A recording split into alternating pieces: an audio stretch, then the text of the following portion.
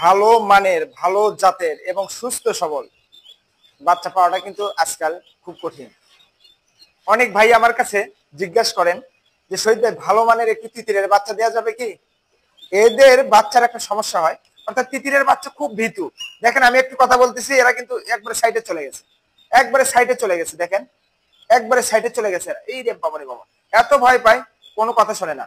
অর্থাৎ তিতিরের বাচ্চা কিন্তু এতটা চঞ্চল, মানে আমি কথা বলার আগে আগে কিন্তু এরা দৌড়ায়, এমন একটা অবস্থা। যে এদের চঞ্চলতা দেখে আসলে যদি বাচ্চা সুস্থ হয় এবং সতেজ হয়, বাচ্চাদের মানে দৌড় এমন দৌড় দেবে, চোরের চেয়ে বেশি দৌড়ায় কিন্তু এরা। মানে এদের দৌড় দেখে দেখেন না, দেখেন দেখেন দেখেন কতটা দৌড় করে। আসলে এই তিতিরের বাচ্চা যারা নিতে চান, একবার ভালো মানের সুস্থ সবল বাচ্চাগুলো নিতে চান, তারা কিন্তু আমাদের কাছ থেকে নিতে পারেন। কারণ হলো আমাদের নিজস্ব প্যারেন্টস এর আগেও দেখেছেন, এই নিজস্ব প্যারেন্টস থেকে, অর্থাৎ আমাদের যে ব্রিডার আছে এই তিতিরের ব্রিডার থেকে আমরা এই বাচ্চাগুলো সংগ্রহ করি। এই ইনকিউবেটরের মাধ্যমে কিন্তু আমরা ফোটাই, ফুটেতে একবারে খুব ভালো মানের বাচ্চাগুলো কিন্তু আমরা কাস্টমারদেরকে দেওয়ার চেষ্টা করি, অর্থাৎ খামারিদেরকে দেওয়ার একটাই কারণ, সেটা হলো খুবই অল্প দামে ভালো মানের বাচ্চাগুলো নিলে তারা যেন লাভবান হয়। অর্থাৎ খামারিদের কথা চিন্তা করেই, মানে এখন যেহেতু একটা প্রতিযোগিতার বাজার, আপনি যদি অল্প দামে কোনো কিছু উৎপাদন না করতে পারেন, তাহলে কিন্তু বাজারে টিকে থাকা সম্ভব না। অর্থাৎ আপনাকে অল্প দামে ভালো মানের জিনিস উৎপাদন করতে হবে।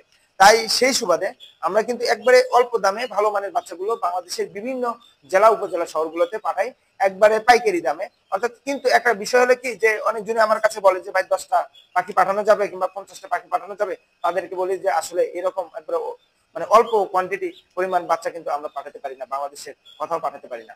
কারণ আমাদের একটা কস্টিং খরচ আছে।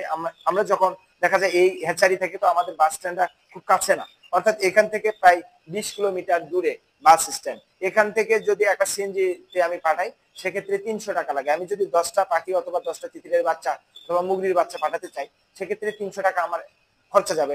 ওখান থেকে আবার একটা গাড়ি ভাড়া খরচা যাবে। অর্থাৎ খাজনার চেয়ে বাজনার দামটা বেশি পড়বে। অর্থাৎ আপনি যে একটা এই বাচ্চা যদি 60 টাকায় আপনি কিনতে চান, সেক্ষেত্রে আপনার খরচা আসবে প্রায় 400 থেকে 500 টাকা।